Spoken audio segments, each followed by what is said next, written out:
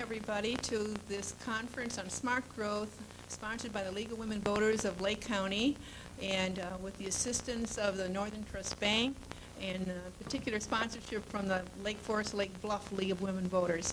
I'm Marge Blake. I'm on the board of the League of Women Voters of Lake County, and I'm going to turn the proceedings over to our moderator, Diane Lloyd, who's been a league president in Evanston and Lake Forest and Lake Bluff, and has also worked with what was known as voter service. Now it's citizen education.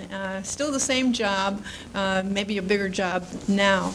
We hope to inform many of us, everybody here, and the public in general that watches cable TV on some of the most important issues of today. So I'm going to turn it over to Diane Lloyd.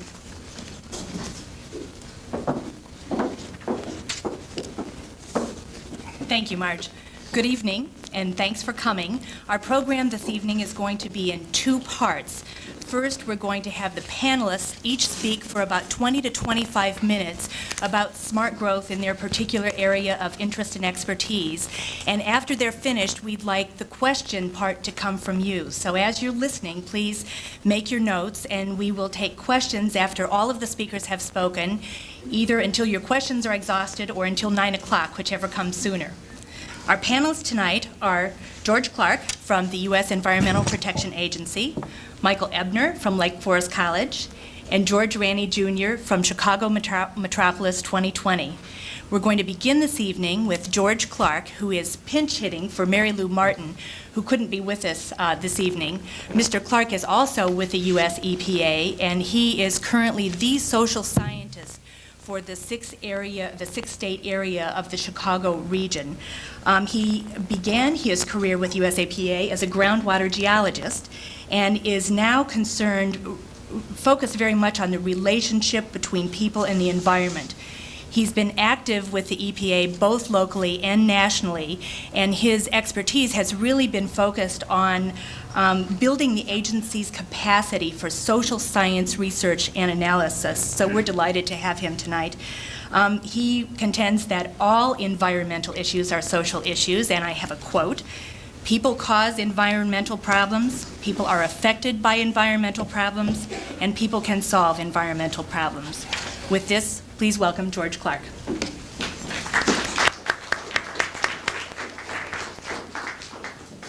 Well, thank you very much. It's a pleasure to be here.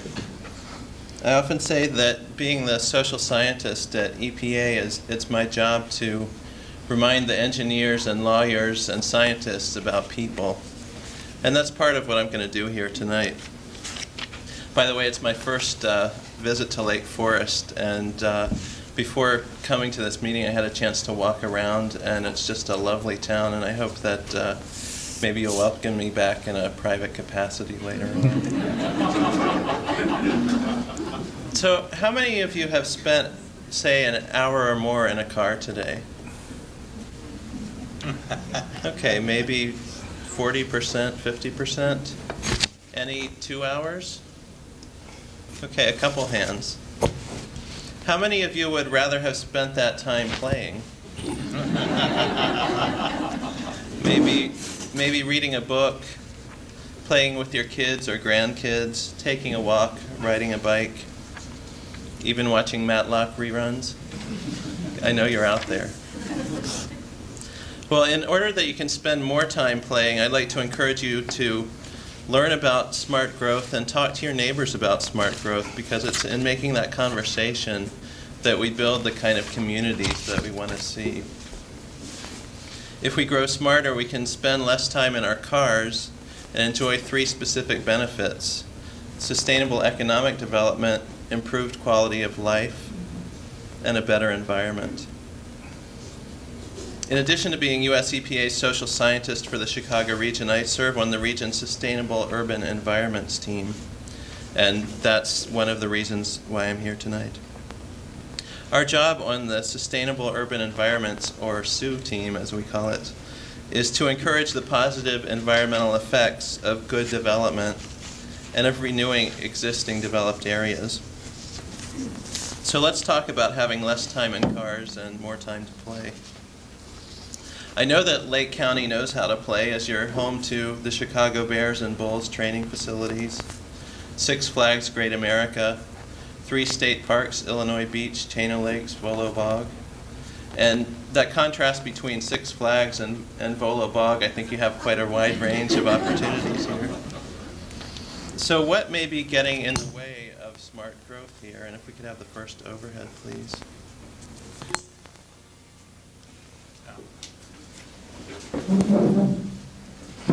The term that we hear commonly is sprawl.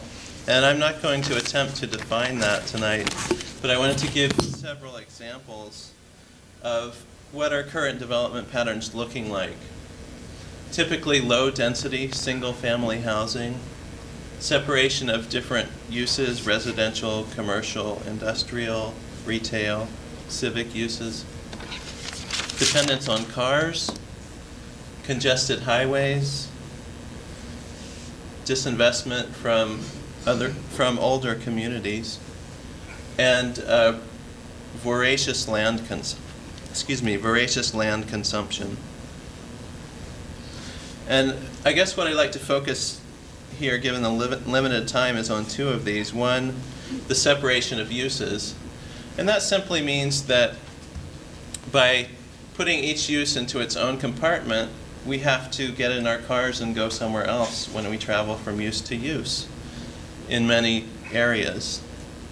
If we want to go shopping, we have to get in the car. If we want to go to work, we get in the car again. We go home at the end of the day in our cars. If we want to go vote, we probably have to get in the car. So that separation of uses can increase use of automobiles and thereby make us have less time to play. Secondly, disinvestment from older communities. I think that's an important thing to think about in Lake County, that really the older parts of the county are related to the newer parts. The more prosperous parts are related to the less prosperous parts. And also, on a region-wide scale, our image of the metropolitan Chicago area is the one that we carry with us around the globe. I imagine that if one of us were to go to China, for example, and mention that we live in Chicago, the first reaction is not going to be the Lake Forest train station. It's going to be maybe another Lake Forest resident, Michael Jordan, or excuse me, Lake County resident, I believe, Michael Jordan. Or maybe it'll be Al Capone, or maybe it'll be Jerry Springer. And those 3 images of Chicago, be they in some cases good images like Michael Jordan, or less desirous images like Al Capone, or other images like Jerry Springer, are occurring in Chicago proper, not in Lake Forest. So I would say that these 2 areas are intimately linked economically, socially, environmentally, and that's something to pay attention to.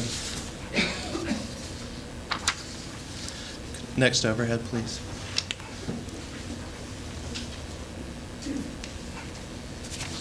So what are the environmental consequences of sprawl? Increased impervious surfaces. That means roofing, parking lots, even lawns of Kentucky bluegrass are a barrier to infiltration of groundwater. Water moves quickly overland to streams and by storm drains to streams. That's a shock to the ecosystem in terms of water level. It can mean that riverbank plants don't have time to adjust, may die off, lead to erosion. It also may mean pollutants quickly shock a stream or a sewage treatment plant because the water is going so fast into the system rather than percolating slowly through the groundwater. Increased vehicle miles traveled, simply increased auto travel, increased air pollution, less time to play, nastier air to play in. Loss of habitat, diminished access to nature, that's fairly self-explanatory. Brownfields abandonment, mild contamination or suspected contamination that inhibit use or development is one definition of a brownfield. And oftentimes, it's better environmentally to build in a brownfield and use it, make it a productive economic space, than to build in virgin territory where you may be getting rid of habitat or areas to recreate in and putting in buildings instead. So that's an issue to think about when we're making plans of what communities we want to have. Increased pesticide use from lawns, office parks, golf courses. And increased environmental infrastructure and other types of infrastructure costs. Sewage treatment plant and utilities in general, schools, everything that comes with having more and more people in an area. That means less money to spend on toys and less time to play with them. Next overhead, please. So what are some ideas of ways to fix things that we might not like about the places that we live? Mixing land use means shorter trips, more time to play. Design compact buildings, and that means compact can be either in a literal sense, a smaller surface covering of the ground, or it can be just a smaller ecological footprint. Examples of attempts to build with a smaller, more compact footprint would be Prairie Crossing here in Illinois, or Coffee Creek, which is located in Chesterton, Indiana. If we mix housing types and cost levels, it's kind of a novel idea. I mean, think about it.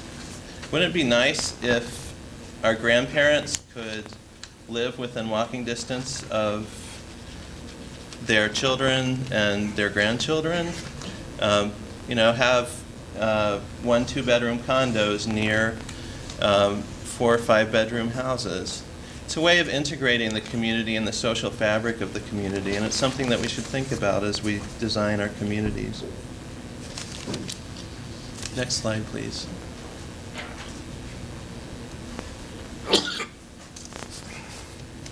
Cultivating a strong sense of place. You have a great resource in the downtown here in Lake Forest. Very walkable, easy to get around, lots of shops, residences, businesses all together. And that kind of thing depends on developing a sense of place. What are your economic resources, your historical resources? What makes people want to live in your community? And can those resources be utilized in planning the communities that we want to see, rather than simply driving through them in our cars insulated from the spaces that we live in?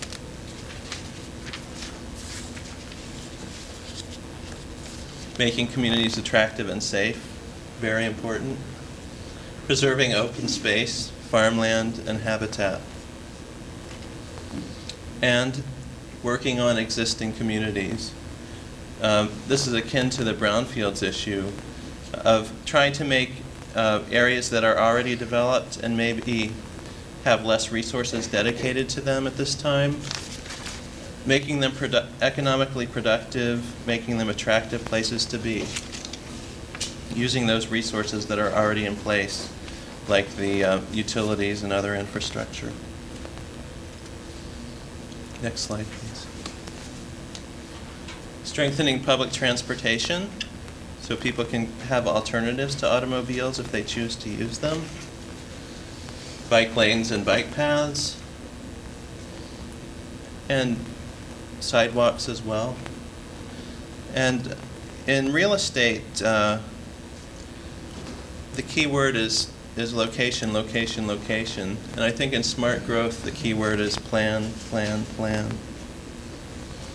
And finally, encourage openness and collaboration. In order to get what you want, you need to participate. And in order for everyone to be happy, everybody needs to participate. Next slide, please. These are some of the activities that US EPA is doing to help smart growth along. And we realized that, and this is important to say, that land use decisions our local decisions, and we're not interested in getting involved in project-by-project debates.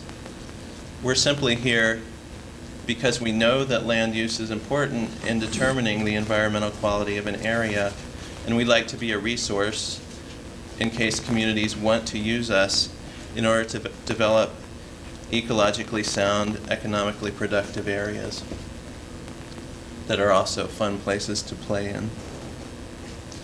The Smart Growth Network is an organization started by EPA, and what that is an organization dedicated towards smart growth, which includes partners from across the spectrum of environmental and community groups. It has folks like the Urban Land Institute on one hand, which has pretty significant developer input, and the Conservation Fund on the other. And you might think that these two organizations wouldn't agree on much, but we found through the Smart Growth Network that there is some common ground and things that everyone can agree on in order to make our communities what we want to see. Transportation Partners is an old name for a group in our Office of Policy. That's the OP on the end. There are still resources there for that, but it's not under that name, and I'm not currently sure of what the new name is going to be. Our Brownfields program in the Office of Solid Waste and Emergency Response, dedicated toward helping existing resources of brownfields be redeveloped. Our Sustainable Development Challenge Grants gives money to communities who want to try innovative projects in smart growth and other types of sustainable development. And finally, the Sustainable Urban Environments Task Force. That's a group within EPA that's trying to get all of our parts on the same page, trying to not send communities mixed messages, and try and unify ourselves with the message of smart growth. Next slide, please.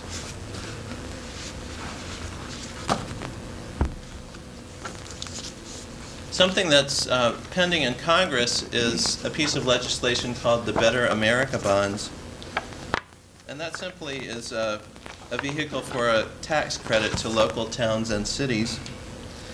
And those types of tax credits, if the bill is passed, would be available to create or restore urban parks, preserve suburban green spaces, protect threatened farmland and wetlands, restore or protect rivers, lakes, coastal waters, and wetlands, acquire land to reduce polluted runoff, convert brownfields to new economic uses. And those are just some of the types of uses that are envisioned for that program. And finally, I'd like to give some resources of where people might go for more info. This is our Sustainable Urban Environments page at EPA. That's www.epa.gov/region5/air/SUE. www.epa.gov/region5/air/SUE. And again, SUE stands for Sustainable Urban Environments. And we also have a recently developed brochure called Environmental Quality and Community Growth. That's this brochure right here. And for copies, you can contact Ms. Pat Morris, 312-353-8656. The subheading for this, by the way, is how to avoid flooding, traffic congestion, and higher taxes in your community. And finally, if you're interested in finding out more about the Smart Growth Network or becoming a member, you can go to the website www.smartgrowth.org or contact Noah Simon at 202-962-3591. All right, well, thank you very much.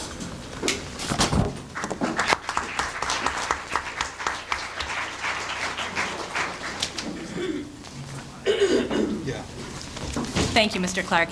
Next, we have Michael Ebner, who is the A.B. Dick Professor of History and the History Department Chair at Lake Forest College. He has written widely on various aspects of American history and is probably best known for his book, Creating Chicago's North Shore, A Suburban History. We know him very well in Lake Forest and Lake Bluff and are very proud to have him here. Mr. Ebner is a noted expert on suburbia, and he's currently on the editorial board of 3 scholarly journals, Planning History, Planning Perspectives, and Journal of Urban History. He's also founder and co-chair of the Urban History Seminar of the Chicago Historical Society. Mr. Ebner is currently completing a book which will be entitled Changing Places in Metropolitan America Since 1945. And this is a comparative study which examines locales that exemplify the nation's fastest growing suburban areas, which are often 30 to 40 miles from their urban core and whose scale and structure are just recasting metropolitan systems today. Professor Ebner is going to speak tonight a little bit more on the role of the automobile and also some changes that the city of Atlanta is making to improve the quality of life there. Professor Ebner? We have the first slide, please.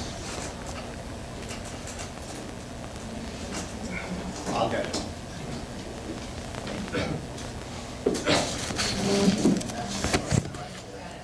That is the first slide.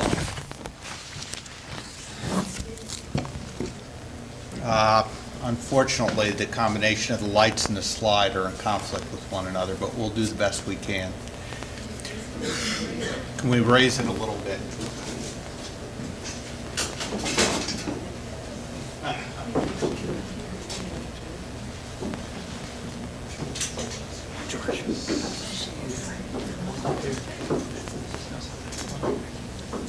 Okay, that's good. Much better.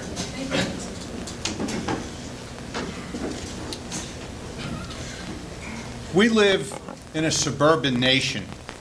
As of 1990, 44% of this nation's population is classified as suburban, and only 31% reside in our central cities. Next slide, please. While the foundation of the United States as a suburban nation was constructed in the 19th century, its completion occurred in the final third of the 20th century. And take these 2 important statistical benchmarks, 1990 for Chicago. First, Chicago's population fell below the 3 million mark in 1990 for the first time since 1920. Second, between 1970 and 1990, the city lost 17% of its population as the suburbs gained 24%. Next slide, please. Housing, writes Kenneth T. Jackson, is an outward expression of inner human nature. No society can be fully understood apart from the residences of its members. Next slide, please. This is Charles Duryea. Whether or not J. Frank Duryea and brother Charles were the first Americans to build the automobile, and the French have their contender and the Germans have their contender within the same 5-year period, they were the first Americans to operate a car on September 21st, 1893. And they were unquestionably the first Americans to go into production of automobiles in 1896, and that year they produced 10 automobiles for the market. Next slide, please. This is a scene in a suburban Atlanta, 1912. Fledgling entrepreneurs had to charge high prices. Early vehicles like this one sold for $4,000 to $6,000, and they were regarded as adult toys for the rich. Next slide, please. Following the Second World War, suburbanization seemed a self-fulfilling self-fulfilling prophecy. Many new homes were situated on the metropolitan periphery and constructed inexpensively. Housing starts between 1946 and 1955 doubled over the preceding 15 years. Next slide, please. This is Park Forest, Illinois. A record 2.2 million marriages occurred during 1946, while 20% more babies were born that year than in 1945, for understandable reasons that I won't go into. The federal government responded to this immediate need and helped produce, subsidize 5 million new homes, underwriting vast new construction programs, ultimately providing subsidies, FHA, VA subsidies to builders and homeowners valued in the billions of dollars. Next slide, please. Since the 1920s, a coalition of private pressure groups, including tire manufacturers and dealers, parts suppliers, oil companies, service station owners, road builders, and land developers, were lobbying for new road construction. Next slide, please. This is you can see the date on it, 1957, and a Chicago interstate highway map. As early as 1943, the federal government had encouraged the governments of Chicago and Cook County and large metropolises nationwide to devise plans for a post-war system of modern highways. Culminating in the Interstate Highway Act of 1956, it spurred a transcontinental network of superhighways stretching over 42,500 miles and costing $60 billion. The resulting complex of metropolitan highways in and around Chicago proved pivotal. Next slide, please. This is a familiar scene. It's the Kennedy, 1985.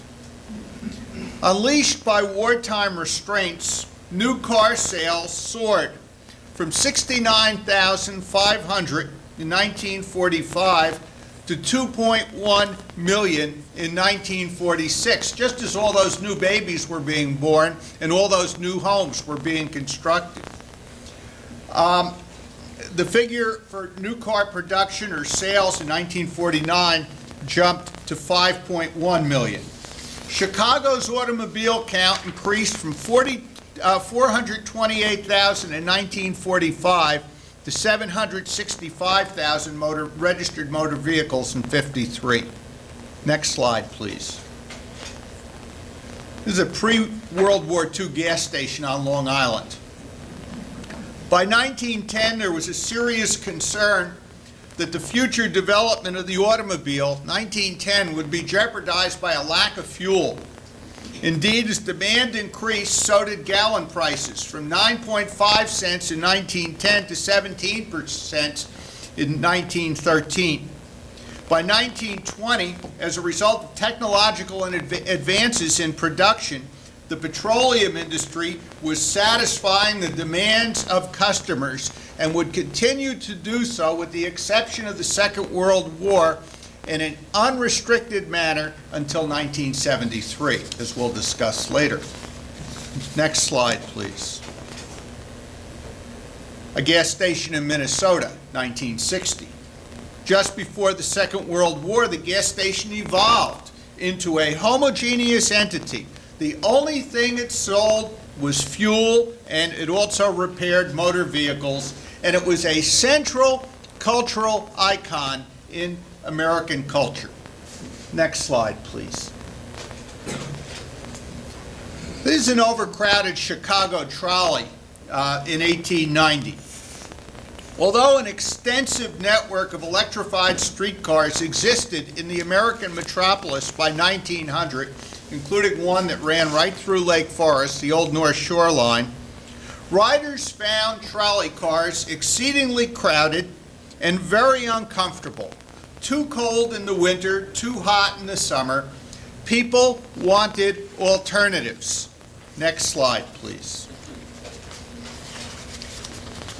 The perfection of the gasoline combustion automobile by the Duryea brothers in 1893 made it possible for Mr. McPherson of Highland Park, 1904, to drive his automobile wherever he wished and whenever he wished. Next slide, please. Henry Ford, 1863 to 1947. Listen to his words. I will build a motor car for the great multitude. It will be large enough for the family, but small enough for the individual to run and care for. It will be so low in price that no thinking man making a good salary will be unable to own one and to enjoy with his family the blessings of hours of pleasure in God's great open spaces, unquote. Next slide, please. I think this chart speaks for itself. As of 1925, the Ford Motor Company was producing 9,000 cars a day. Next slide, please. This advertisement, a signal of the transformation of suburban America, appeared in a newspaper published in Princeton, New Jersey during 1960. Next slide, please. Nassau Street in Princeton, the central business district. What follows are the words of a well-known resident of Princeton, the distinguished American diplomat and historian George F. Kennan. Mr. Kennan is speaking here in a newspaper interview in 1963. He told the reporter, "We have become very fond indeed of Princeton as a place to live. It has tremendous assets to which it should hold fast. They are assets of quality, not quantity, and it won't hold to them by becoming bigger." Next slide, please. This is also Nassau Street. 5 years after Mr. Kennan was making his observation, and surely this scene influenced him. Princeton's immense popularity as a place to live and work was being threatened. Next slide, please. This is in Franklin Park. This is the original suburban headquarters of Motorola before they went out to Schaumburg. Starting in the 1930s, prominent corporations offering well-paid employment exited from Chicago.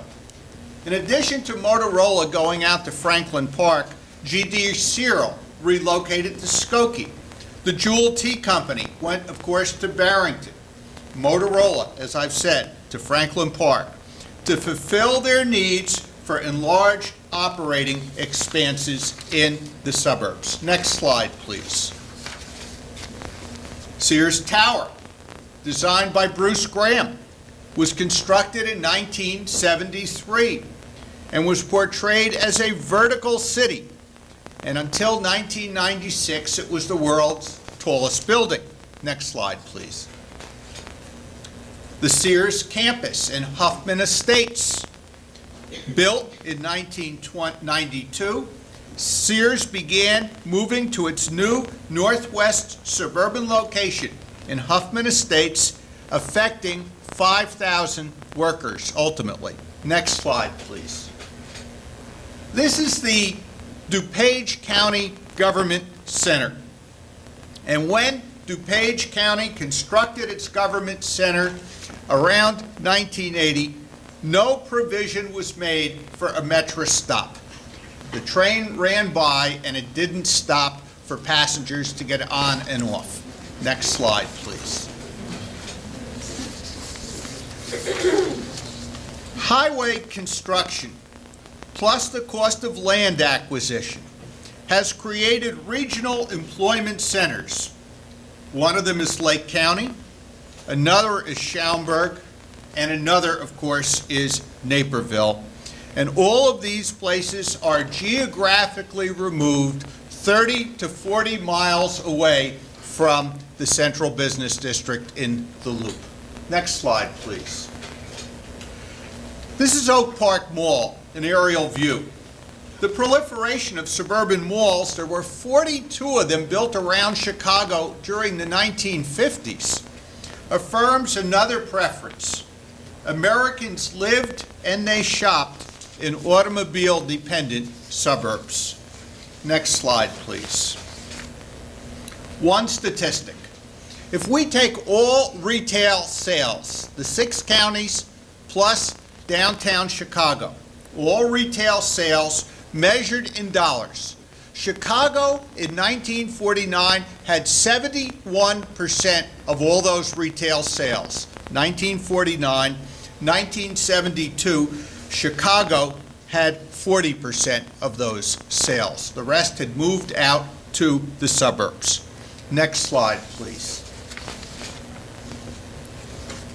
The 1970s marked a watershed for the car culture, beginning with the 6-month Arab oil embargo beginning in October of 1973. Prices skyrocketed, seemingly overnight, from 35 cents a gallon to more than $1. Next slide, please. Up to 1973, few Americans appreciated that their nation was the world's largest net importer of petroleum. And now they face the reality of the car culture's vulnerability, and all these taxi cabs in Manhattan are lined up waiting for gasoline. Next slide, please. This is where we might hope to be, a transit village. And we have as examples of this evolving communities like our own to some degree, but more importantly, Highland Park, which has multidisciplinary public transportation, and also Arlington Heights, which really has sparked my attention for the advances that they're trying to make there, with buses coordinating with their trains. Next slide, please. This is, to me, the most clever advertising campaign in transportation, and I only have this shot, but I think these sayings are excellent, like the way Metra, the way to really fly, which is another favorite of mine.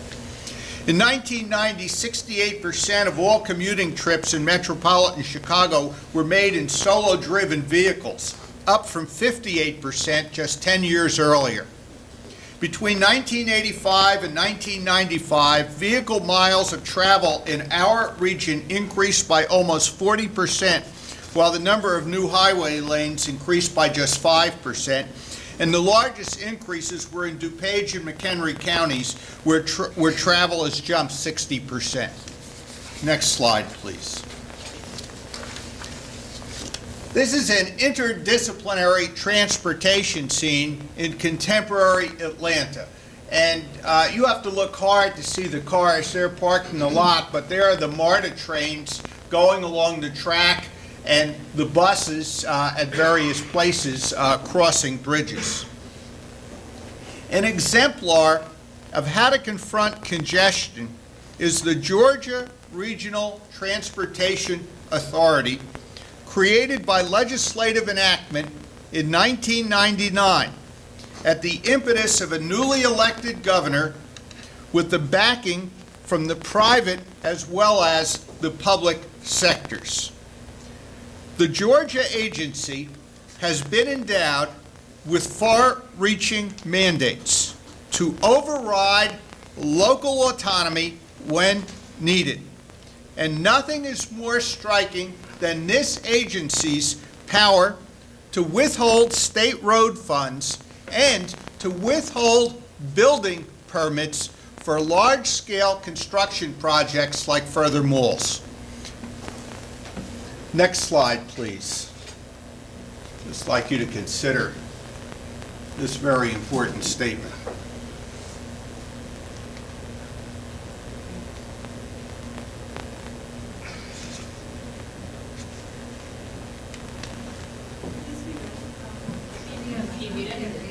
Sure. The question was, why can't the American commuter accept that we can't engineer our way out of congestion? Mr. Johnson's answer, one reason is the love affair with the automobile as one's private space in this highly individualistic culture. We've created an atomistic kind of society in which my individual rights, my private time, my private space, and what I do with my private life is of ultimate importance. And what I do as a member of a community is of much less importance than it was 50 years ago. The solo-driven car is the ultimate manifestation of ultra-individualism.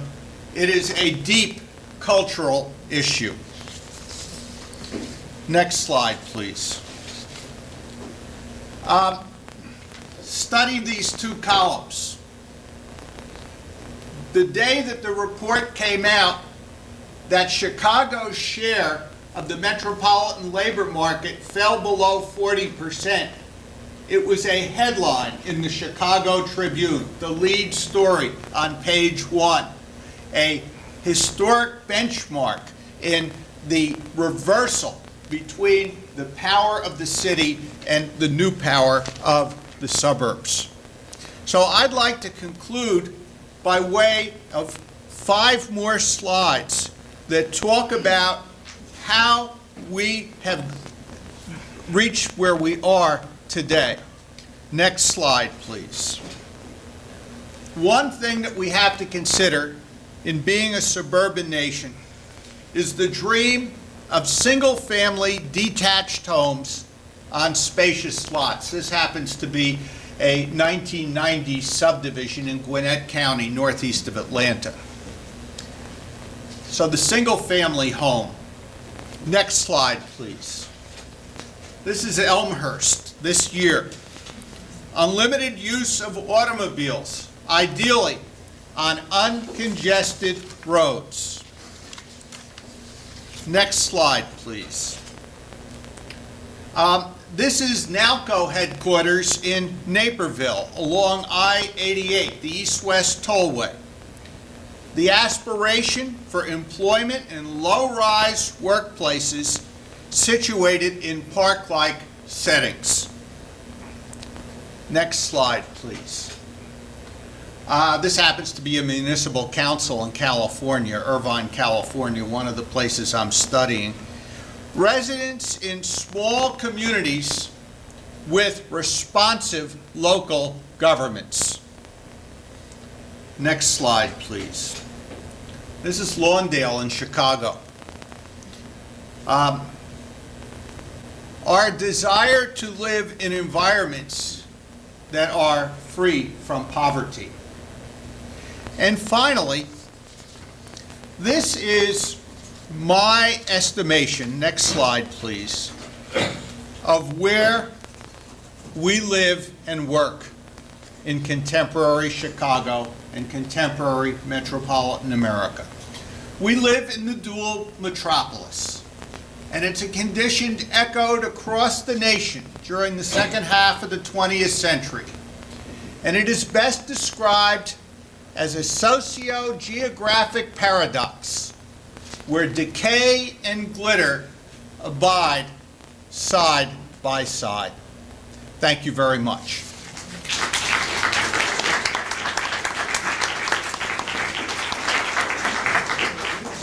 Thank you, Professor Ebner. Our final speaker is George Ranney, Jr., who is President and CEO of Chicago Metropolis 2020. He is also a partner at Mayer Brown & Platt and is chairman and CEO of Prairie Holdings Company, which developed the conservation community Prairie Crossing in Grays Lake, which is where Mr. Ranney lives. Previously, Mr. Ranney was president and CEO of Inland Steel Industries, deputy budget director of the state of Illinois under Governor Ogilvie, and he chaired the governor's transportation task force, which recommended the creation of the Regional Transportation Authority. Mr. Ranney also chaired the task force on the future of Illinois for Governor Thompson. He's been concerned with the future of the Chicago area for some time, and he will present some possible solutions. Welcome, George Ranney.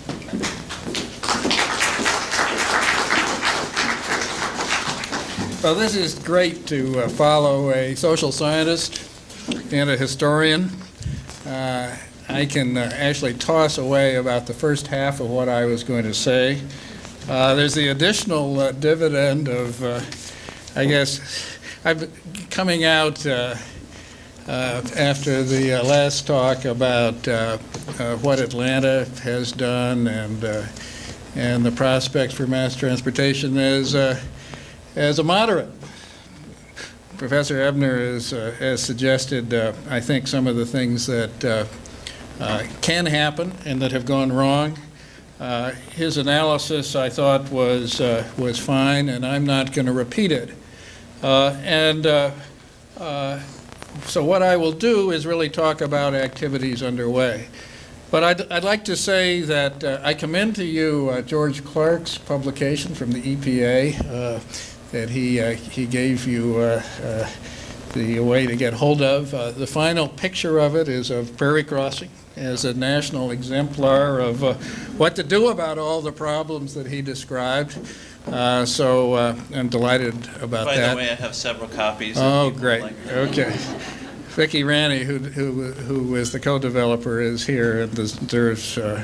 I should also say that Prairie Crossing is not developed. It's a work in progress, as some of the people in this room know, because we're trying to improve it along the ways that the two of earlier speakers have indicated.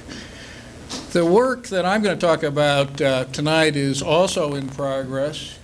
It is an effort by the Commercial Club of Chicago, which is composed of 250 of the leading business executives from the larger Chicago region, to do something about the future of the entire six-county area. It's modeled upon the work at the turn of the century that Daniel Burnham did as commissioned by the Commercial Club as it then was. It was a far different city. Burnham himself was a regionalist, but he was very concerned with physical infrastructure. What do you do about the design of the lakefront, the park districts, the roads? Our report, which was written by the same Elmer Johnson, who was quoted on the topics of glitter and decay, as I recall, by Professor Ebner, is much broader, much more ambitious in some respects, because it deals with the issues of social division, in fact, of decay and glitter in the same community. And what it says is this is a situation that should not persist, because if we don't grab a hold of a number of these major regional problems, this larger metropolitan area will not be competitive in the global economy by the year 2020. And that is the name why we have the name we do, Chicago Metropolis 2020. And that is the impetus for this project. What we say as we try to take some of the lofty prose from the report is that our ambition here is to make the Chicago metropolitan area one of the places in the world where our children, by the year 2020, will most want to live and to work. And to do that because of our economic strength and our quality of life, and also the social justice throughout the region. Now that's a pretty tall order. It sounds grandiose. It's reminiscent of a story that I think describes what we're facing in what faces us over these 20-year period. Story takes place in heaven, where God has summoned three big city mayors from earth. He's decided that each one of them will be granted one wish. And first he turns to the mayor of Los Angeles, who asked God to remove the smog and make Los Angeles air clean again. God agreed, but he said that it was a big job and it was one that he couldn't finish until the year 2005. The Los Angeles mayor complained, "But I'll be gone by then." Next up is the mayor of New York, and he asked God to rid his city of crime. God agreed, but said that that was an even bigger job, and they wouldn't be able to finish it until the year 2010. The mayor of New York said, but I'll be gone by then. And then God turned to the mayor of Chicago and asked what he would have him do for his city. And Mayor Daley said that each one of the 6 counties in the region he wanted to have working together, understanding one another, helping one another, and living in harmony. That was his wish. And God said, but I'll be gone by then. Now, maybe Mayor Daley won't be gone, I don't know. It'll probably, we won't get that achieved by the year 2020. But what we're trying to do is to get a number of specific initiatives underway. Daniel Burnham started working on this program in 1894. His report wasn't even issued until 1908. And then it was taken up by a whole group of business and other people throughout the city. It was taught in a modified form, in the form of the Wacker Manual, in all the 8th grades throughout the whole region for a number of years. And that was the impact that that great report had because of its scope and the number of people working on it. Even so, historians who have looked at it say that less than 20% of that report was implemented. Our thought is that if by the year 2020, in 20 years, we can get 20% of what we're recommending in this report done, that will be an achievement. But that is what the business community is trying to involve other people in doing. Now, smart growth is an absolutely key aspect of this as we see it. We don't talk about it in the same way, but that is central to some of the findings in the report. Let me just paraphrase one for you, and that is that the high costs of sprawl are increasingly evident both in the city and suburbs, contributing to inefficient use of private and public resources. And it goes then into a litany, much like the ones we've heard from our 2 speakers. In addition to pollution and traffic jams, low-density development creates much higher infrastructure costs. Environmental consequences are severe. This is a business document talking about the trend of sprawl. And here, in summary, is what the report says. We must reverse policies that encourage sprawl and balkanization. The Chicago region has become dispersed and stratified, almost completely auto-dependent in most suburbs. This has resulted from heavy subsidization of private automobile use and a system of governance and taxation that pits one locality against another in pursuit of tax-generating development. Communities that fail to attract development suffer from declining tax bases, overcrowded schools, and underfunded services. And let me tell you, when people from the south suburbs hear that, there is such a responsive attitude on their part as they feel that they are being left behind in terms of educational and economic opportunity. This is something that we've got to do something about, and again, it's something that the business community understands. Traffic is at the key of this issue. For the business community, the fact that people are having such a dreadful time getting to and from jobs leads to turnover and to really very, very major problems. We're looking at the statistics now. Chicago has a traffic issue right now that derives from sprawl that is growing exponentially. It's now bumped up to the 3rd most congested region in the country. A typical Chicago region resident loses 42 hours a year in traffic congestion. That's a whole week each year they need to be spending in automobiles. NIPSI, the Planning Commission, is saying that there are going to be 2 million additional cars on the road by the year 2000, and is predicting that congestion levels will increase by 60% by that time. Right here in Lake County, The trends are really something. In 1990, the county had 11 miles of two-lane highways, which were designated as congested. By 96, 25 miles were. By 2005, the estimate is that 31% of the county's current highways will be congested. And if you extrapolate that out, you're over 50% by the year 2020. Now that's what Professor Ebner is talking about. That's what those of us who got involved in the Illinois First program this spring were trying to avoid, trying to improve our roads, but do things differently, innovate. And that's why the discussion that you've heard of transit-oriented development, making public transportation something that people understand, which they don't, and are willing to use again, is so incredibly important. That's why doing integrated planning involving development and transportation as related topics is so incredibly important. We do not in this region now have planning that's even integrated between the transportation modes.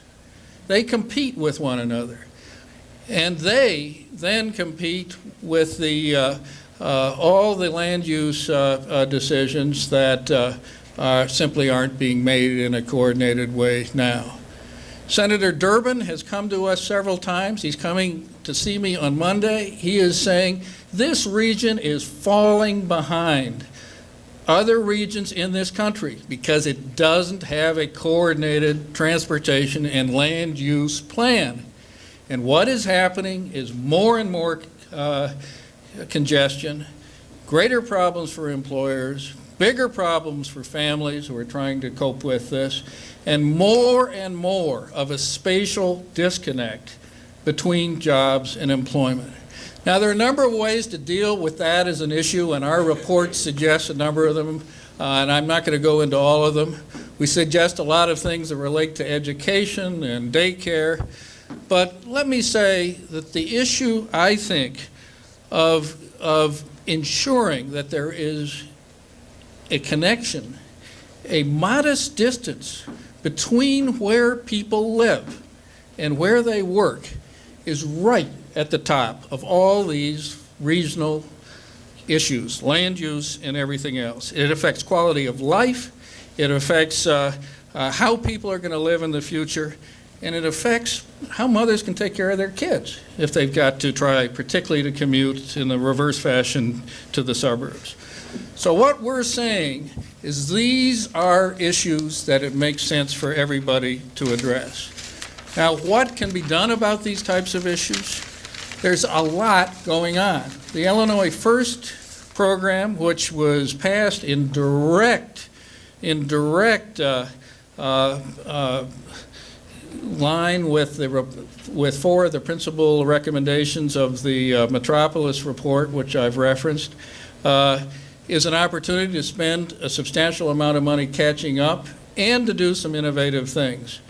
Legislators need to hear from people about those opportunities. The legislature has created a state growth task force that had its first meeting last week. It's going to make recommendations on the issues that I've mentioned, and adding to those issues the issue of farmland loss and what do we do about open space.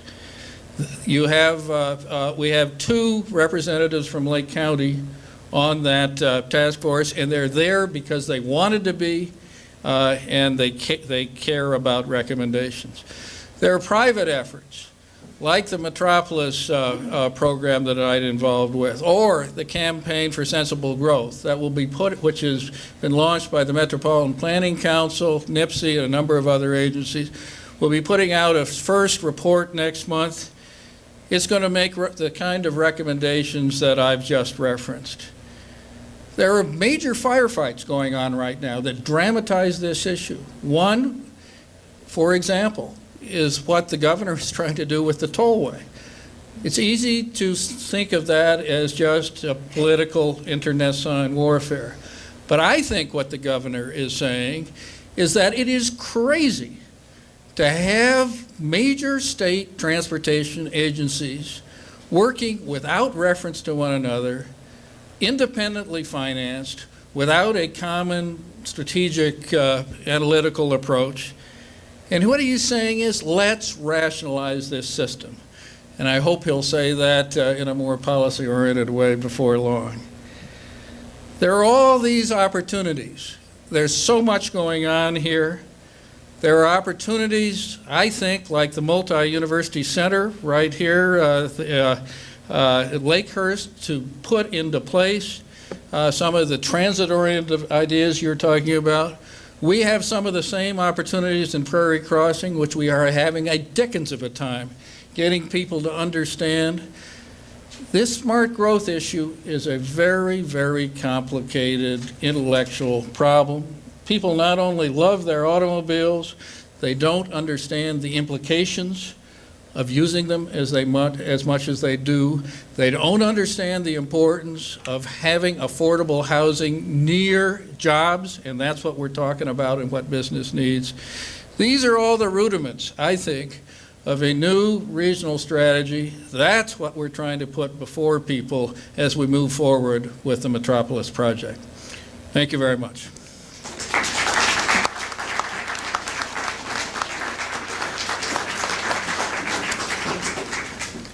Thank you. If the three of you will put on your lavalier mics, we are ready to take questions from the audience, and there's a mic right here in front. Please come forward if you have one, and do, make it a question more than a statement. We'll try to get through as many as we can this evening.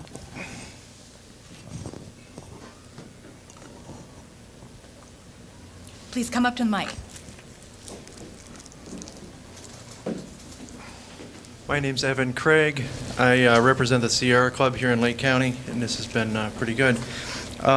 My question goes to what can we do about it? I'm curious about what fraction of growth in this county is from existing regional residents informed about the local sprawl, and what fraction is from external and uninformed people that come here with expectations, unrealistic expectations of low-cost housing and easy access to work.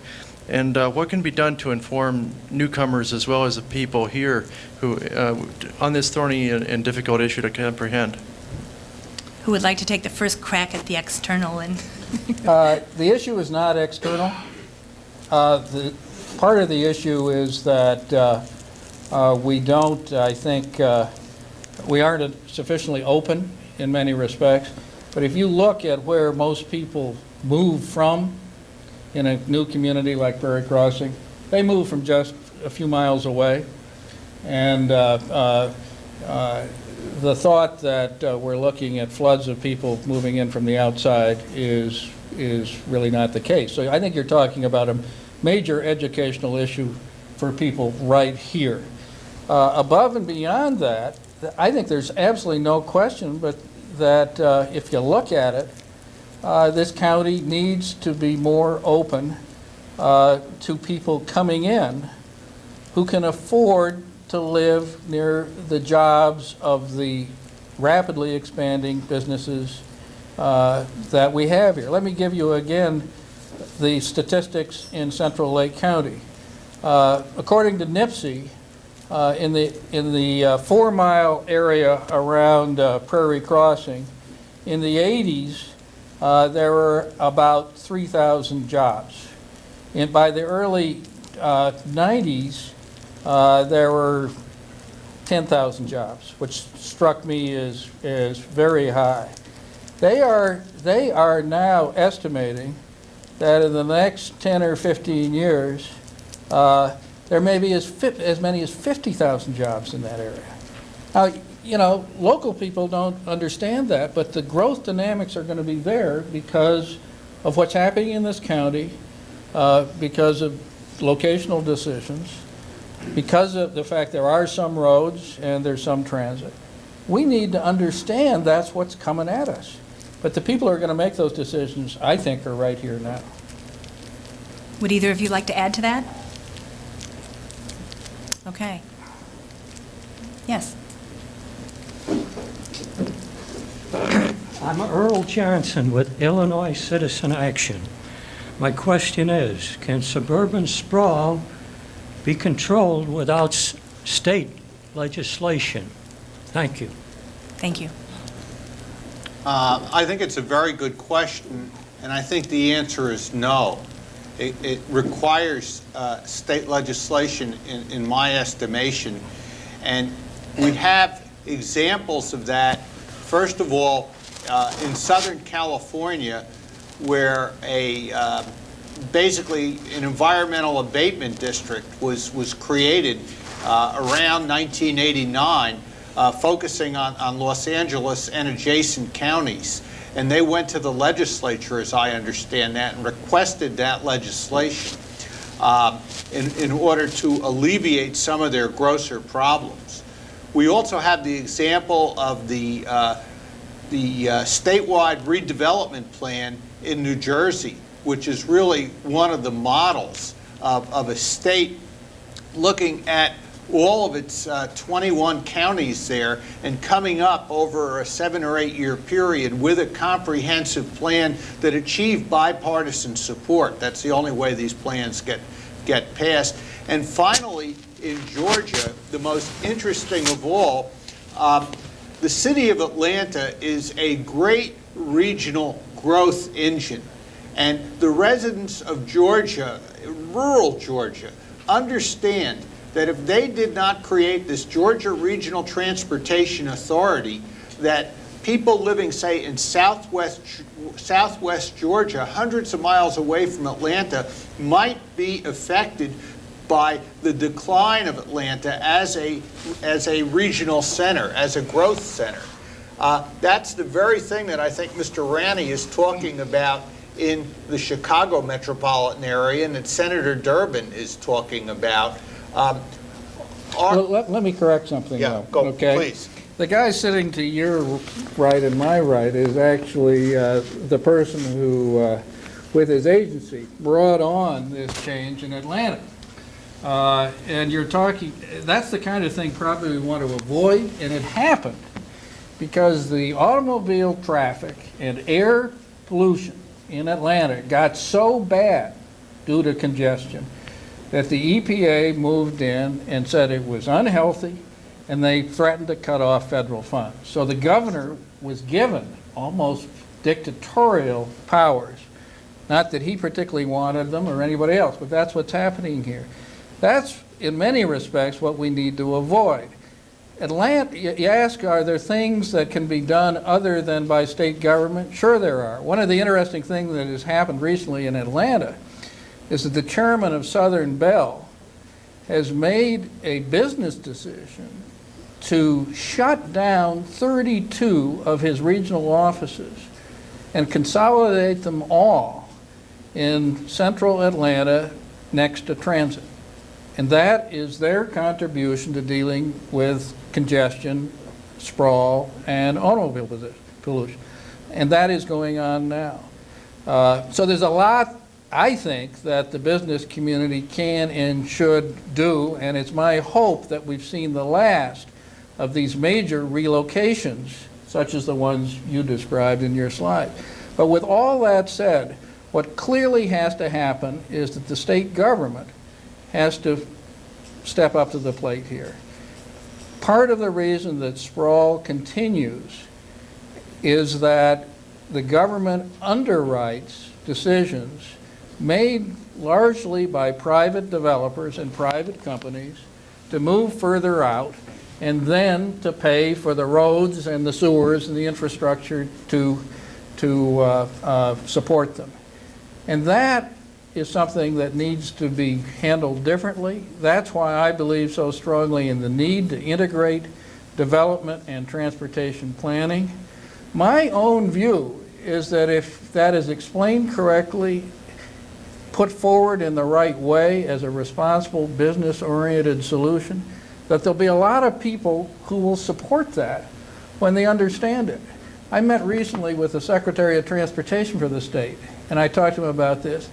He said, you know, one of their worst nightmares has occurred in recent years when companies come in too late, after they have bargained with local government officials and maybe some business development people from the state to locate on the exurban fringe. And then the transportation people have to figure out a way to service that. That's the kind of thing we have to preempt by being proactive and getting the states and local governments involved in a much more strategic way. I guess I'd just like to say that I'm loath to take personally the decisions of the citizens of the state of Georgia on my shoulders. Do I think that states are important partners in smart growth? Yes. I think we're going to see a lot of solutions from a lot of different levels of government, a lot of different sectors of business, communities, and so on. Thank you. Anyone else? Yes.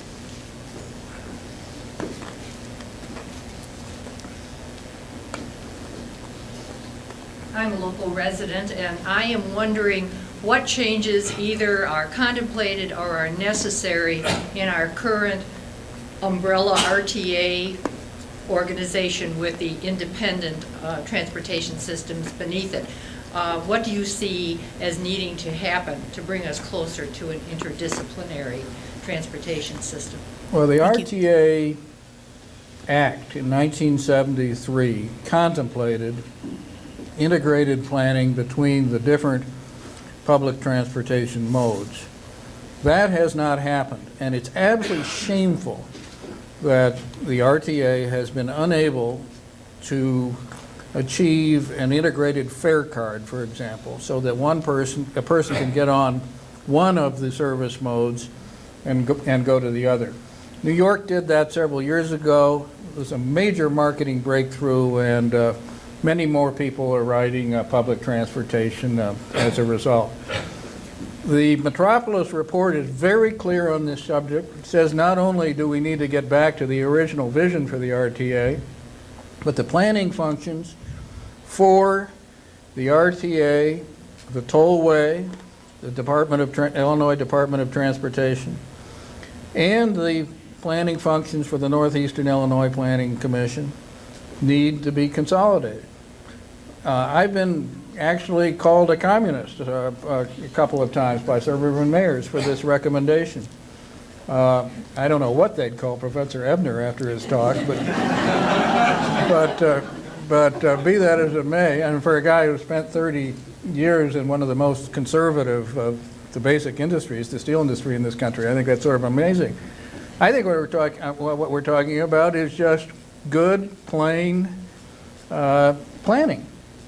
And it is just wrong for this region not to have the kind of comprehensive coordinated planning that is recommended in this report and is in fact implemented by numerous other regions around this country who are gaining a considerable competitive advantage upon us for that very reason. Well, one could certainly point to the first new rail project in 63 years in northeastern Illinois, and that's the Wisconsin Central line that you're very familiar with. And I've tried to study that since it was introduced 3 years ago, and rider demand for that has just expanded tremendously in those 3 years. They're now talking about a second track which would enable the Metra to be able to provide more comprehensive service and is now available. And that, to me, is indicative of the type of demand that is out there on the part of the residents of northeastern Illinois. Another one that I'm very interested in is extending our own North Line further north than Kenosha, up to Milwaukee, and there seems to be a great demand for that, and it doesn't seem to be a very far-fetched proposition. But Mr. Ranney is certainly correct when he says that we need comprehensive mandates to do these types of things, and we need an integrated approach to these things.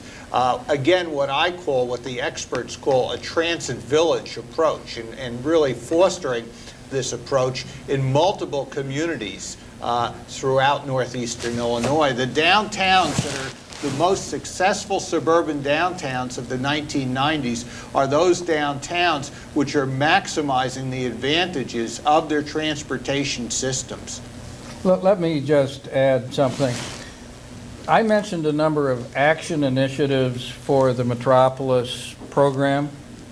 Probably the most important thing that we are contemplating doing right now is what we call regional learning. And that is trying to take the kind of information that a group like you will come out to hear on an evening like this, but most people won't want to subject themselves to. And what we're talking about doing is putting together electronically some activities like a SimCity kind of game so that people will understand. We've got the president of the Museum of Science and Industry putting together a program so that all of the 2 million people who go to the museum, they go in, can actively participate in trying to redesign their community.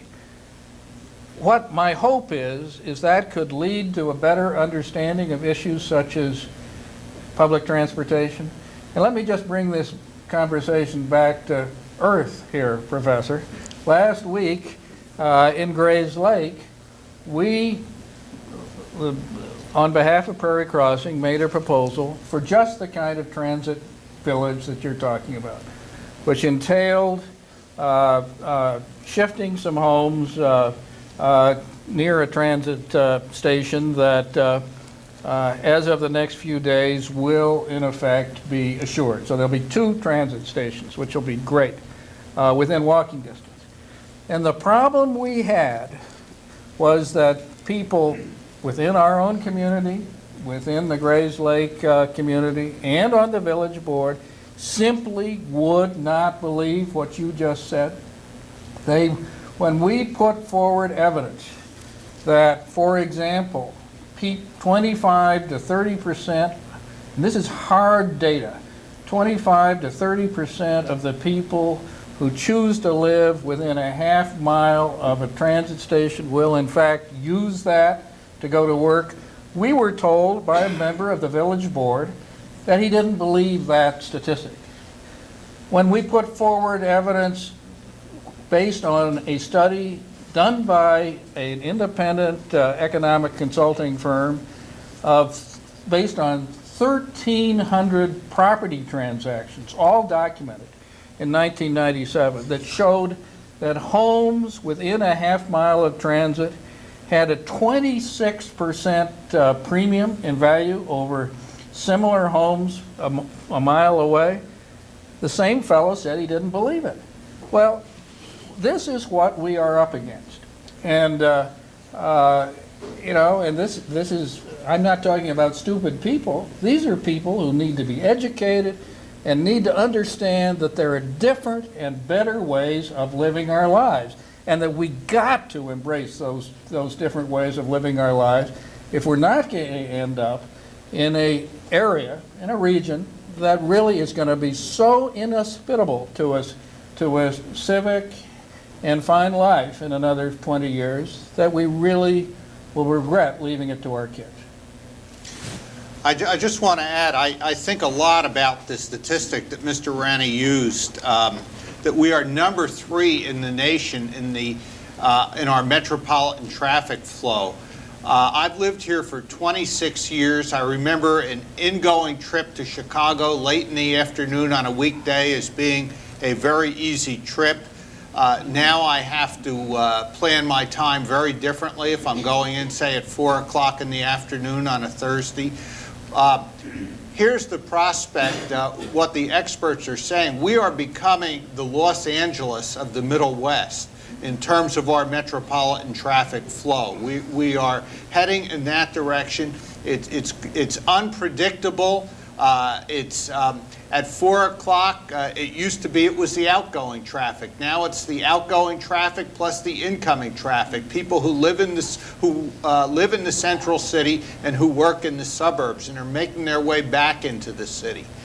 And these are the types of imperatives that we're all going to live with, and we're going to have to think about these alternatives in our transportation systems if we're going to survive with our quality of life as we've come to expect it in this region.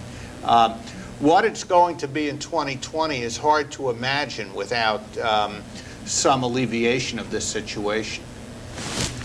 What would each of you, did you have something to add to that? What would each of you identify as the most realistic hopes for state-mandated action in Illinois?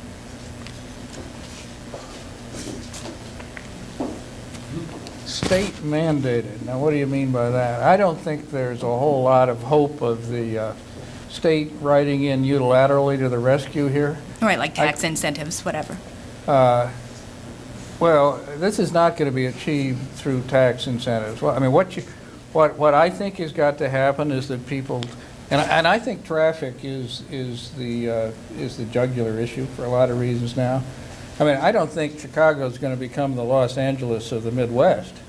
I mean, we're there, and we if you look at the numbers. And you also look at the fact that Los Angeles has done some things, including starting a 22-mile subway that they've had to abandon because they couldn't afford it. But, they've done some things. This region could, I think, end up, the way things are going here, and in part thanks to the fact we're doing quite well economically, as the worst in the country. And that would be a sad, sad result for the transportation hub, as we once were, of the nation. I think what you're looking at here is an effort to do planning better that can and should come. I think you're looking at a different pattern of state investments, not taking money away for things from projects, but putting them in the right way. I think you've seen a debate like that going on over the multi-university center, which has been very interesting, with people in this region really starting to address the question of whether you want to build a greenfield site or whether you want to do something on an existing area where you can take advantage of investments in infrastructure that were made some years ago. I mean, that's what that's all about. It's about transportation access. Those are the kinds of things that an agency which is devoted solely to a single subject, be it education as it may, should not be making the decisions that affect the quality of life in terms of all these other critical elements of how we live. So I think you're going to see those kinds of decisions made with a lot more intelligence, but it's going to be because people in business and in organizations like the League stand up and are heard.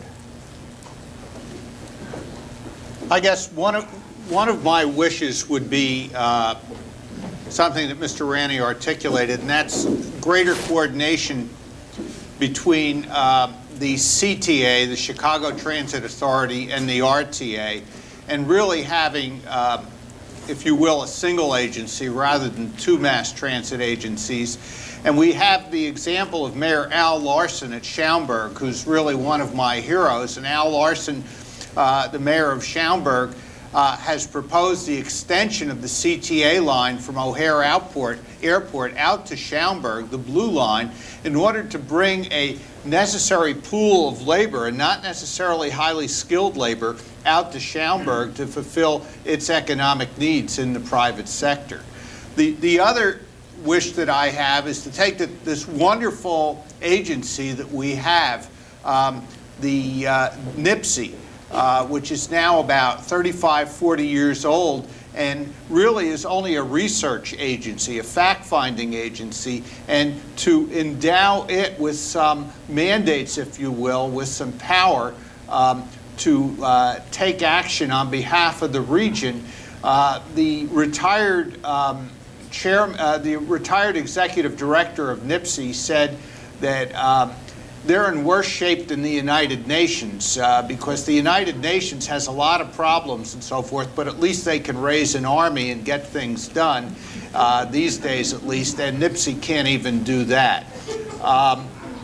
And they're dealing with 226 communities in our region. So I think we need that type of coordination on a research level and maybe action growing out of that in addition to transportation coordination. Let me just add to that on both those points. On the Schaumburg issue, Mayor Larson, who is quite a guy and who presided over the exponential growth of this community without a whole lot of reference to how people were going to get in and out, has now become a real exponent of doing things differently in transit. He wants to extend the CTA. The other transit agencies aren't sure they want to do that. This is an example of where we've come with respect to some really bureaucratic planning. There's a proposal which sounds to me to make all the sense in the world, and in fact is contained in the Metropolis report, to take the tollway, which has space, has opportunity for transit right along it, and extend transit out there. That's clearly what ought to happen. We can't get ourselves together to make that decision. And in the meantime, the businesses out there who have already located there are crying for employees, and people from the city can't get out there because of the problems with roads.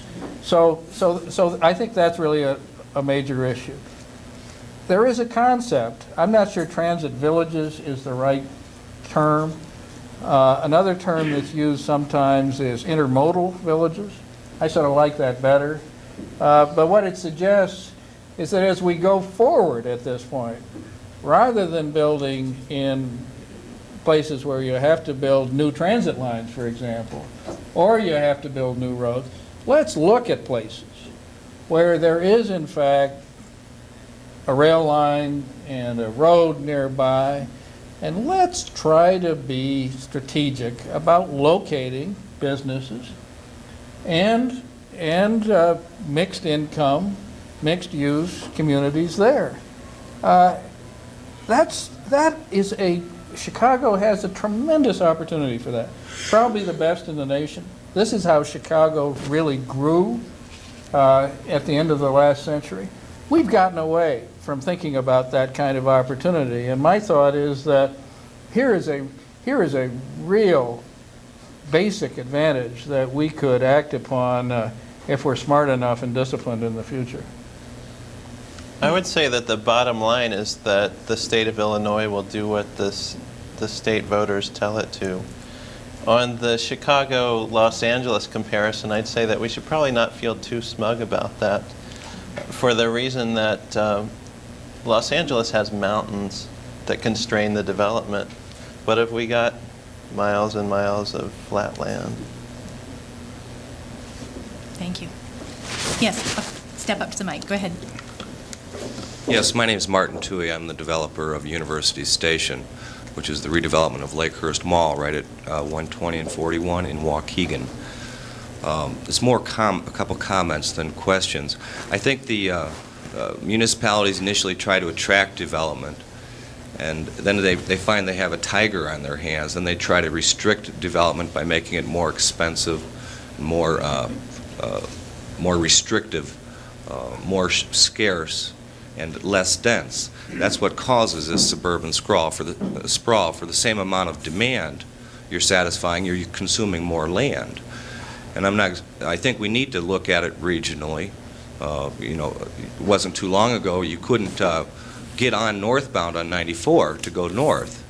You could only get off going north and get on going south. That was Illinois' attempt to keep businesses from going to Wisconsin. You couldn't live here and work in Wisconsin. Right on site of our location, there are two train tracks. The Canadian Pacific, the east track, is improved for high-speed passenger. That's the Amtrak between Milwaukee and Chicago. There's no reason that that train shouldn't stop at our development when our 150-acre, 4 million square foot development is complete. The county board voted 19-1 to support locating the multi-university at Lakehurst. For the first time, they've taken an effort to channel demand for development. All these other efforts people take to try to control development, it's all on the supply side. They haven't affected the demand. So I think the best thing we can do is try to encourage channeling demand, and that is by making some of these older, impacted environments more attractive to people to move in and build offices and build houses and replace that stock. Thank you very much. Thank Would you for anyone your like to efforts. comment? Well, he's Any of our talking about panelists? infill, and he's entirely right. I mean, there are opportunities. What we were proposing at Prairie Crossing last week in Grays Lake, like it or not, was a form of infill. And I think we just need to be more of that. There are projects in Chicago which ought to be built. There was a study done several years ago on the south side of Chicago of 600 acres, both north and south of the University of Chicago. 70% of that land was open because the buildings had been abandoned or condemned after tax delinquencies. And a group of us pushed the city to do a study on who owned that land. Turned 50% of that 70% was owned by government authorities. So, but they didn't know it. I mean, it was and they were different. It was the city of Chicago, it was the Cook County assessor, it was school board, all sorts of other things. What that suggests is that there are enormous opportunities within our existing communities for doing exactly the kind of thing Mr. Toohey is talking about. And we just need to have enough information and enough willpower to get the job to reclaim those communities. Thank you. One last comment, if I may. One last Abbott comment. Laboratories in North Chicago employs 17,000 people in North Chicago. They're the largest employer in Kenosha County. They don't have a facility in Kenosha County. Those people are commuting by automobile down here. This same train track, they're doing a ridership study on the Metra that would start in Wadsworth and Gurnee, our location, Abbott Park, Roundout. That should be looked at regionally as a solution also. There's no reason that Wisconsin and Illinois shouldn't be working together on that Metra line, because it is we have to think regionally if we're going to solve these problems and protect some quality of life and take some pressure off the destruction of our natural resources. And we all know who subsidized the new exit and entry on the tollway right at Abbott Labs to serve all those Wisconsin residents. It was us through the toll highway program in Idaho. Yes. Given all the talk about transportation and IDOT and Lake County TIP, what do you think would be the effect of extending Route 53 into Lake County? Thank you. Who would like to start? Oh, Susan, come on. Well, I mean, I've spoken out on this in public. The Metropolis report does not take a position on this, although if you read, I think, the policy prescriptions in it, you would say the clear conclusion is that it should not be built. I think that what the governor has been saying about not only the environmental detriments of the extension and the dislocations it would cause in terms of communities is right on the mark, and it indicates that finally a senior political official at the state level is looking at this thing in a clear-headed way. What's very interesting is, and we're talking about regional learning and education, what's very interesting is you get in and you analyze something like that. I should also disclose, and I will just say this, that the tollway would cut through the northern part of the Prairie Crossing community that Vicki and I are trying to develop. And so I'm not the most sort of, I've got an interest. Ironically, our interest would be economically to have the tollway go through because there'd be an intersection right next to it. But from a community point of view, we don't think it's a great idea. But what's very interesting is it's been sold to people as a way to deal with the traffic congestion that Professor Ebner was talking about. It doesn't do that. Sure, it gets some people through a region, but what it does in the communities near to it is it increases the congestion because there's so many people trying to get to it and off it, and it has a truly distorting, I think, kind of impact. So again, I'm not speaking for Metropolis on this, but I have really, I think the burden of proof is on the tollway, and I don't think the officials of the tollway have carried it yet. Mr. Ebner or Mr. Clark, would you like to speak to that?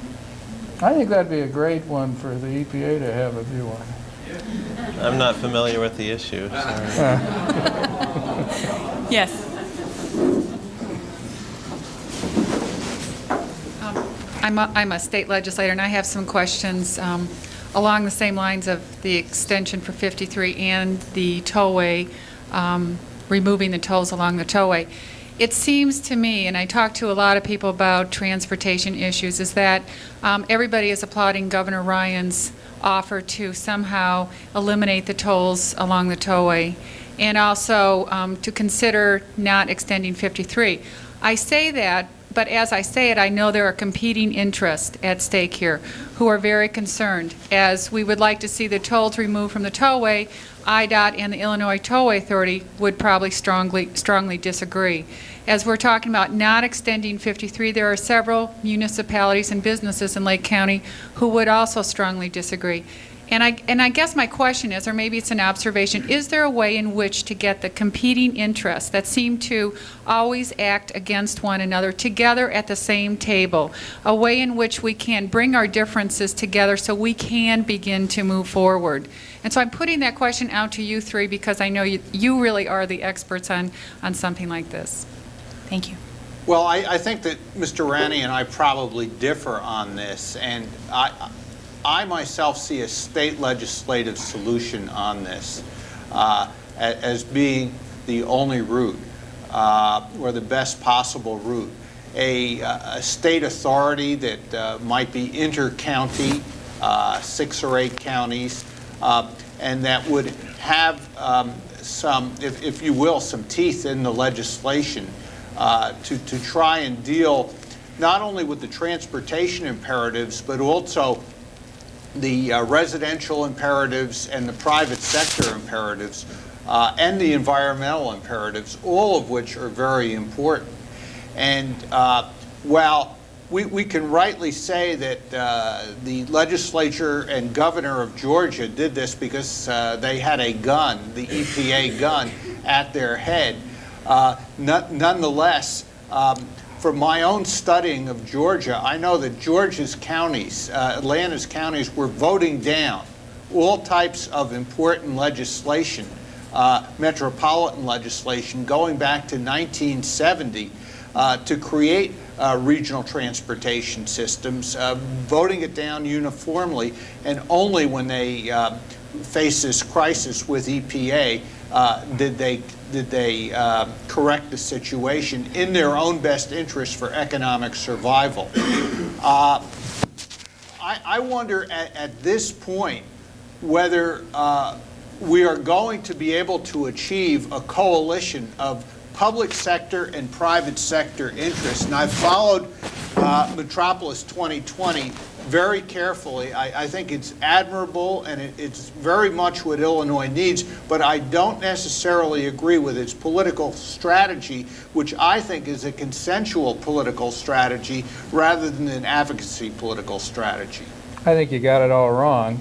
And that's what I'm talking about, the competing interests. Let me correct a couple of things. But let me also say, though, at the outset, though, your point about tolls, what you should be aware of is that the Metropolis report, in fact, suggests pricing the automobile more accurately. At this point, for people who drive into Chicago now, they're paying about 25% of the cost. I mean, those are the numbers. So they're getting an enormous subsidy every day.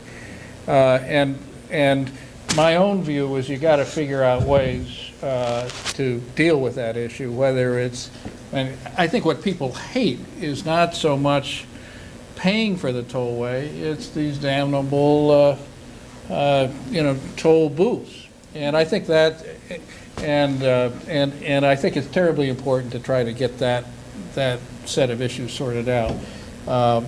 And my own view is that the governor was right on the mark in trying to increase the cost, as he did, of automobile transportation last spring. But that's a real uphill battle. Let me come back to your point about advocacy. I hate to think that you feel I've been pulling my punches tonight, have I? I don't know. I think one of the great things about the Metropolis program is that it is private, it is business, it's quite outspoken, it's letting people like me be advocates. And let me, some of the things I've been saying tonight are not what some local government officials and state government officials want to hear, but they do listen to some extent because it's from a business space that's trying to reach out. My own view is that you've got to have a regional coordinating mechanism, and I think that's what you're saying, and that's got to be legislated. There's no question about it. And what it needs to control is the big investment decisions. That's in the report. And what it recommends is a body that pulls together people from throughout the region representing local interests so that decisions such as the tollway would be made in concert with decisions about where you're going to locate a major new university center or where you what do you do about transit and all the other things that now are decided willy-nilly. So I think you're right on the mark. That is going to take some time. Illinois has not had a substantive change, as you know as well as I, in its regional planning system since the 1960s.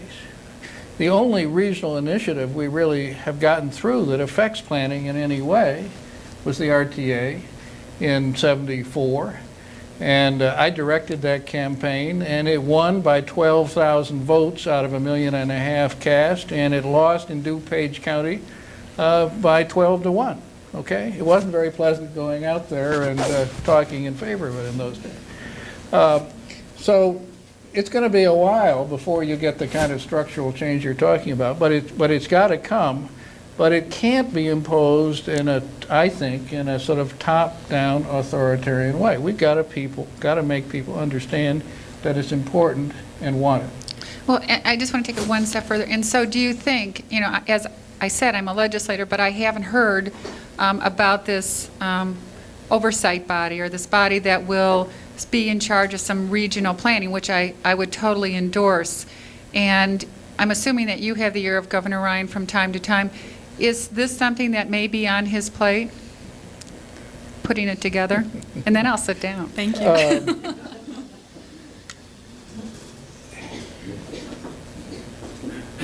I can't speak for him on that. I think my own view about this is that Governor Ryan did a fairly amazing thing in the spring. I went in and briefed him on what he should be doing based on the Metropolis report. One of the things I said was, you ought to put 50% of the $8 billion going into transportation, into public transportation in this region. I thought he'd tell me that we were out of our minds. He did that. I mean, that was, you know that, because I think you voted against it in the end, didn't you? And you had your own reason. Okay, but that, I think that part of the program, you will agree, was a very courageous and important thing for him to do. And what he did was he turned on its head, with that act, 20-plus years of antagonism and real bitterness between the city of Chicago transportation people and the mayor and people in Springfield. And that was a pretty amazing moment. I think the jury's still out. This is a guy who I know was incredibly affected, very impressed by the results of the 3 open space referenda. You know, a lot of people were saying, the development community, I think, was opposing a lot, Lake County, Weld County, Kane County, saying that those referendum would go down. They passed overwhelmingly. That had a very significant impact on the governor and other people. Those are the kinds of things that can make a real difference over a period of time on the smart growth issue. I think that we should remember what Mr. Ranney told us that God said Mayor Daley, and I'm wondering what he's going to say to Governor Ryan. Yes, another question. I think have you been waiting? And then Mr. Hart afterward. My name is Dean Larson. I'm from Libertyville. I've been in Lake County only 41 years. I taught government. One of my students, Colin McCraig, was mayor in Mundelein for 12 years. Tim Anderson did the investigation of the savings and loan and so forth. What I'm concerned about is asking questions and asking, for example, NIPSI.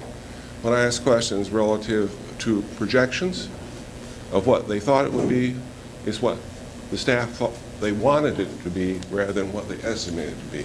So you need to ask questions. You know, where are you coming from? What is this decision based upon? You know, the Norwegians are pretty smart. 33 years later, I went back to Oslo and Bergen, and there was half the traffic downtown, and they were twice the size. But there's a big toll to come in. People use public transportation. That's probably not what we're going to be able to do, okay, but that's at least an incentive. In 1897, they predicted that people would be riding their bicycles from Libertyville to Chicago. And I think today you could ride them quicker than you can in your car sometimes if the trail is complete. Thank you. Do you have a comment? I've got a couple more things in it. But we need a question because we have more people waiting and we only have 10 minutes until 9. Okay. So what is your What question? I want to tell you is we spent $4.5 million to develop Lakehurst, everybody in the county.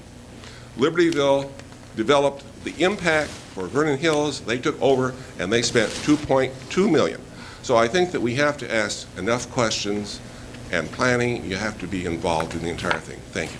Thanks very much. Mr. Hart?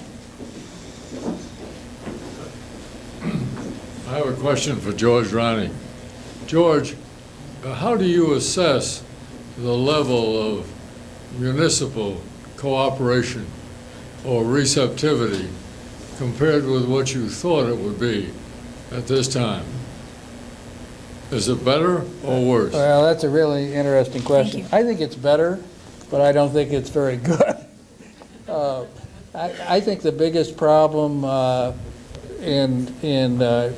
think that's just a terrific question. I think the biggest problem in getting the kind of regional cooperation that we're talking about is the fact that we have had the laws we've had in Illinois for so many years, and we've got the municipal government structure that we do. And so we've got a problem now, for example, at Prairie Crossing, where we're right on the line between Graves Lake and Libertyville. Somebody wants to put a power plant in Libertyville, which really has a far greater impact upon Graves Lake than it does in Libertyville. This is crazy, not to have these communities have stronger connections and ways to be working together. We've had a lot of antagonism from mayors. Al Larson, the guy from Schaumburg, who was your hero, just beat the dickens out of me for a long time, and I finally called him up and said to him, I'd like to come see you. So I went out to Schaumburg, and he spent the first 20 minutes with this wonderful description of how close he was to his surrounding mayors and how all the mayors worked together and there wasn't any need for a coordinating mechanism. And then I asked him about the Blue Line, the extension, and we spent the next hour talking about how he got no cooperation from his surrounding mayors or from the transportation officials. And he was right, you know. So I think it's a way of working these things through with, I mean, this is a very smart mayor with a long history in Schaumburg. They have tough rows to hoe, and they have jurisdictional responsibilities that are very focused, and it's hard to ask them, given their responsibilities, to be doing things very differently. But that's what we've got to ask them to do. Thank you. I think I saw two more questions, and if they're direct and explicit, I bet we can get to both of them. I'd like to know what the concept of smart growth empowers or offers to municipalities in Lake County. What is the strongest tool in the smart growth toolbox that municipalities should be using? Thank you.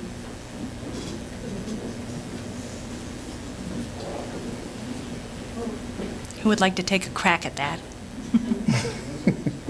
I'll give you an answer. One word: cooperation, intermunicipal cooperation.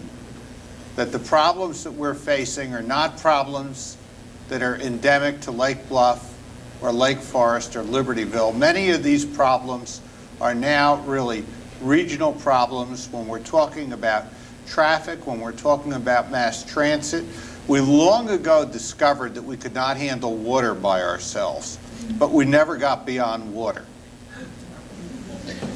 I guess I'd say that education is a big factor. In a lot of ways, we know what kind of communities we would like to see, where we'd like to go. We need to think about and educate ourselves on how to get there.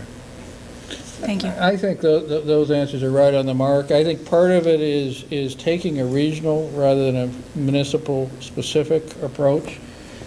Take this question of infill. For example, communities could do a lot for their areas and even for themselves sometimes by permitting development on infill sites for affordable or other housing, rather than overreacting to density. And sometimes you have situations, I've seen several recently, where a municipality will say, hey, we don't want this kind of additional density in this community.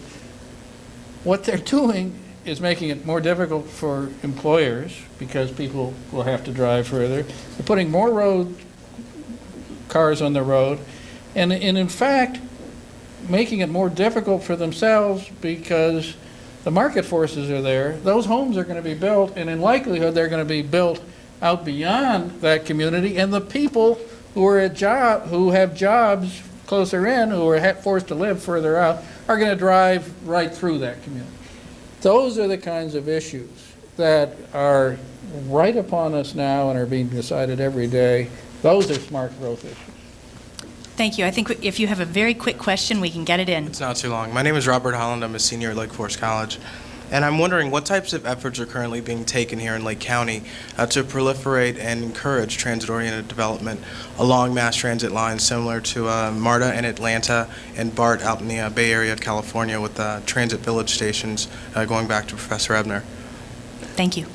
Well, we heard about one which could be very interesting at the University Station in Lakehurst.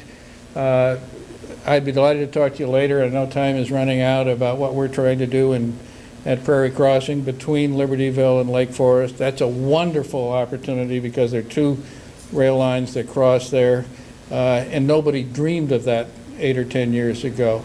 What we need to do, and I know what some thoughtful people are doing, is put together some transit-oriented development ordinances that local municipalities can put out there so developers who need certainty when they're making business decisions know what they can do and what they're up against. At this point, there isn't any real structure of regulatory framework for them to be working within, so they shy away.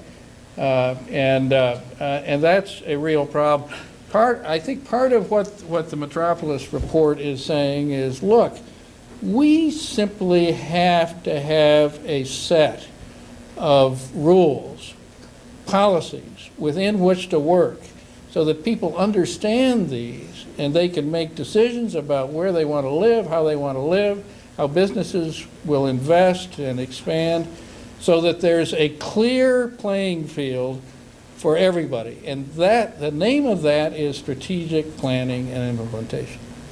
And I think we'll let that be the last word. I'm sorry that we're out of time. Thank you all for your excellent questions.